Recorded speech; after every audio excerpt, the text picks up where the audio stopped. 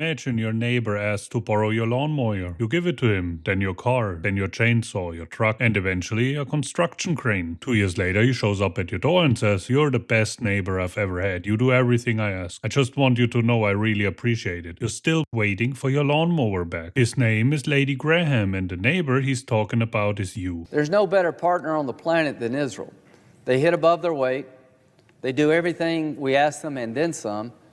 And they ask very little in return. He meant it as a compliment to Israel. As a gentle nudge to give them more, he was praising the partnership. He just accidentally described it perfectly. They do everything we ask. We do everything they ask. Only one side is paying. Here's what the partnership has looked like since October 7th, 2023. The United States has provided at least 21.7 billion in direct military aid to Israel, with tens of billions more in future arms deals already committed. Israel's entire inventory of combat aircraft comes from the US, including F-15s, F-16s, and F-35s. In May 2025, the Israeli Defense Ministry confirmed that since October 23, the US had delivered 90,000 tons of arms and equipment on 800 transport planes and 140 ships. On top of that, a companion study estimated that the US spent between 9.65 and 12 billion on military operations in Yemen, Iran, and the wider region in direct support of Israel's war effort. Combined, total UX expenditure over 2 years reached over 31 billion. And that's before the current war in Iran, which Graham is also enthusiastically supporting. A report found that the Department of Defense did not properly track significant portions of the 13.4 billion in military aid sent to Israel. As of November 24, the Pentagon maintained records for only 44% of the defense articles subject to enhanced monitoring. So we gave them everything. We don't know exactly where all of it went. And Lindsey Graham went to a Senate hearing to ask for appreciation. You can't audit a blank check after you already handed it over. His complaint is that we got not much in return. What he means? We haven't gotten the diplomatic wins yet. Saudi normalization, region stability, Iran neutralized. What he didn't say is that the US has provided over 244 billion in total military and economic assistance to Israel since World War II, more than to any other nation in American history. The best partner in the world has received more American money than any country on earth, and the complaint is that we haven't gotten enough back. That's not a partnership, that's a tab. In Washington, the word for giving someone everything and getting little back isn't a problem, it's a tribute.